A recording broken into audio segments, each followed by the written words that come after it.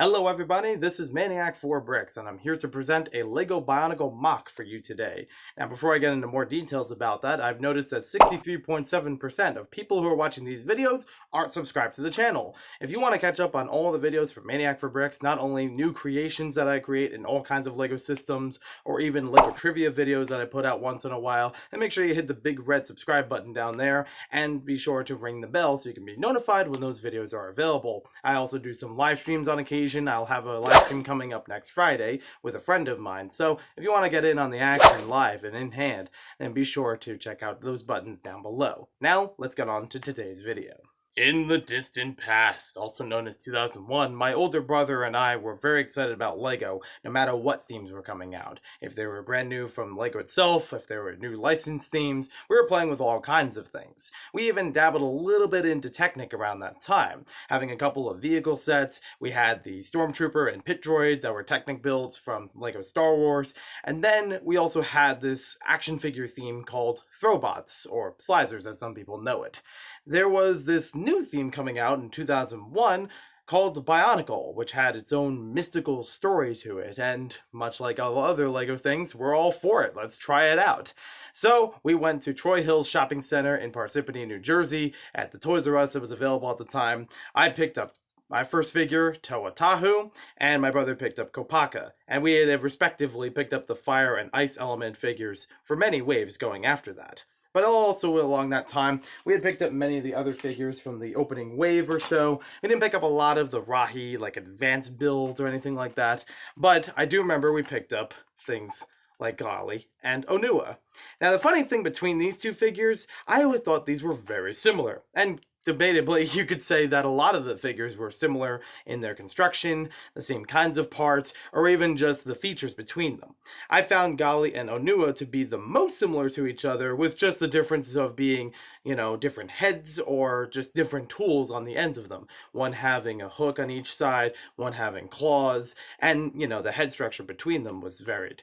But even down to the legs and things like that, it was very similar.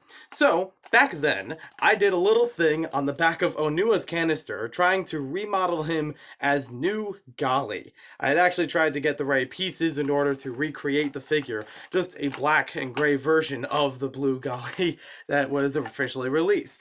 But now, I've done something even better.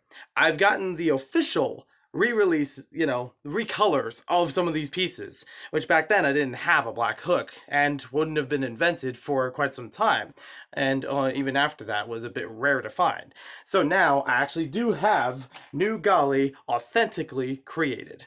So as a reminder, this is the official Gali figure, and this is new Gali.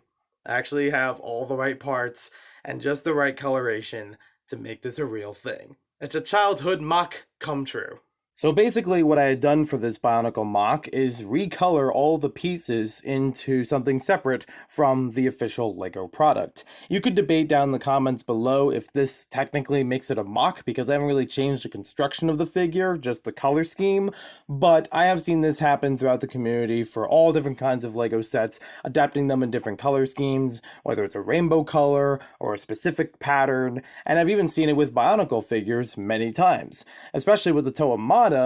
Fans really enjoy trying to recolor each of the original figures and trying to see as many color combinations that can be made using genuine LEGO parts and not just painting over things on your own. And there are some that are more easy and some that are more difficult in order to make that happen. I'm actually surprised up to this point I haven't seen anybody do this, at least from my findings through social media, for Gali specifically, and I'm actually glad that I've got the opportunity now to post about it. So what I essentially did to create this figure was just like what I did back when I was 5 or 6 years old. I had a second copy of Onua back in the day, the original version, and just repurposed it using different parts from Technic and Bionicle to make the same construction as Gali. And don't worry, I do still have an Onua figure, probably a couple of them, still lying around if I wanted to keep the original figure intact for my collection. So no harm to any one of those Onua, they're perfectly fine. Now, the other thing that's interesting about it is I did have to change the construction because Onua's head is generally shorter than most other figures. And that was simply just adding the right Technic piece right along in the neck area. And this one I actually decided to make it light gray instead of black, and then the stem piece for the neck light bluish gray instead of black, just to make that stand out more. The black already stands out pretty well in the original figure, so having the entire figure composed of black, I thought, yeah, let's just keep that in gray, just to make it a little bit easier to notice and, not feel too dark. I could have easily made the entire figure in matte black if I wanted to, but I felt like that might have been too much, at least for now. The other thing I did, surprisingly, was I changed the head and the brainstem on each of the figures. So the original one is trans yellow with a light gray head, and this one is trans red with a dark bluish gray head. This was something that I did because this is leading into the story element of having this figure. Not only did I want to remake the Gali figure in a new color scheme, but I also added a bit more story to it recently to go along with some other Bionicle figures I have coming up. So I'll add some more details about that sometime soon. One of the most difficult things for recreating this figure, I did have this transparent black piece as a mask as a kid. They had several mask packs and they already recolored the masks in general just for the collectability, so it kind of made sense I was going to get those anyways as a kid, and that was part of how I originally created Gali. However, I lost the original one for a long time, couldn't find it, asked about it on Instagram, I was able to get it traded, and then lo and behold, after I got the new one in the mail, I found the original one in a bin. Go figure. But one thing I knew I didn't have as a kid were these black hook pieces. These were actually rare. These were not available at the time of the release of these figures, so I wouldn't have been able to make it authentically when I was young. I would have had to wait a couple years until about 2003 when a LEGO Creator Designer set came out that would offer one of these per set. Yeah, I didn't even know about it at that time, or I didn't completely think about recreating that figure authentically by that point. So it was something that I only came across recently when recreating this project, and I realized it was going to be difficult because that figure piece was not going to be easy to find on Bricklink. Not many people had them locally and even in the right quantity. Usually it was just one per store. So I was able to get one from a good friend of mine, worked it out through a trade, and we also I also got the other one from a Bricklink order while I was getting a lot of other parts for another MOC. So that's great. I'm glad that finally worked out, and now authentically I have a black version of Gali that I was hoping for. Now, as of posting this video, I had already shared this on several social media, and people actually were intrigued by this figure. There were some early Bionicle material, some of the early novels or comics, I'm not entirely sure which ones, but there were people who actually remembered shadow figures representing the Toamata in those materials. And that was purely by coincidence that this reminded them of that kind of plot development. But the plot that I have for this figure runs a little bit differently. I'll give you a little bit of a sample of it here. If you want to skip the spoilers, then you can check out the timestamp right here on the video. And this will be adapting into a further story with other Bionicle figures. So let's see what I've got so far. In a timeline alternative to the main Bionicle universe, there is a catastrophic disaster taking place on Carta Nui. No one knows the exact cause, but there is a swarm of Makuta that start appearing and picking off Matoran. The Toamata rush in and try to salvage as many Matoran as possible, rescuing them from the clutches of the Makuta, and they are trying to escort them to safe pods in order to evacuate Carta Nui. The Makuta are also very fierce, and they are proving to be a tough foe for the Toamata. So at some point, they decide that they need to evacuate themselves as well. As Gali nears her escape pod, she is struck from behind by several Makuta and brought unconscious.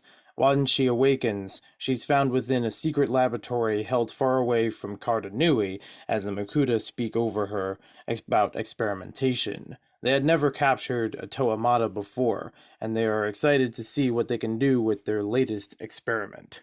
In a unanimous vote, the Makuta throw Gali into an experimentation chamber filled with shadow leeches. Normally, these types of creatures would be able to suck out the light from any given figure and perform their host's bidding. But these are a much more advanced breed that are still under experimentation, as they're able to reproduce asexually, they're able to reproduce faster when infecting the host, and even obtain more light from them than ever before. They were able to do so in a shorter period of time, making the resulting body much stronger than an original Shadow Leech infected figure. So, with this experimentation, it was a very quick process, but very painful for Gali, and afterwards, she was never the same. With the mutation completed, it was not only apparent to the Makuta that they had control over Gali, the Toa of water, but also they were able to launch their new breed of shadow leeches across the world and into other dimensions with rapid success. New Gali was brought along to many of these dimensional exploitations and even took part in many heinous acts of crime, ones that would be unbefitting of a Toa, and even using her abilities that would break the Toa code. While she is a Toa of water, she is able to conjure up typhoons and hurricanes to wipe out villages who oppose her. She was able to conjure different bubbles of water in order to drown out someone from above ground just by holding it over their head. And she was able to create something similar to bloodbending from Avatar: The Last Airbender, where she takes control of any trace elements of water inside of a being and then control them like a puppet, doing their bidding, even if the host being is not willing to accept it. While traveling with the Makuta, New Gali would also encounter some groups of Toa teams, and either wipe them out completely, or just be an even match and flee from the scene. There have even been some dimensions where New Gali had encountered her own Toa Mata team, with a bit of confusion of why there are two Galis available. Some Toa teams have consulted with each other about the mutation and the dimensional traveling, and trying to determine if there is a way to revert this New Gali back to her original form. If there is a method of healing or some mystical artifact that can return her and destroy the shadow leeches in their brand new breed. So thank you for watching this video. Hope you guys enjoyed it. Now, I do have another canister that isn't written on with Sharpie, so I can keep Onua authentically in another canister, perfectly fine condition, and then I can keep New Gali in her New Gali canister, even though it still shows Onua on the front of it. I think it might be cool if I were to redesign the shape of this, or maybe make another canister with a wrapping around it with a special rendered image more representing the New Gali character. And I do have a commission that I had taken care of a while ago from Aurora on Twitter. You can find more of her artwork down in the description below. And this might be a good start to some new wrapping and make it feel more like its own character going on. I should probably do that for Voriki as well, which I made a video about him last year on August 10th for Bionicle Day. So make sure you check out that video if you want to see more. I do have other Bionicle creations that'll be coming up in some time in the future. I have a lot of pieces that I've been working through, and I also make a lot of other creations with other LEGO systems. So if you want to check out those, check out the playlist down below. Thank you for watching, and we'll see you next time with more LEGO videos.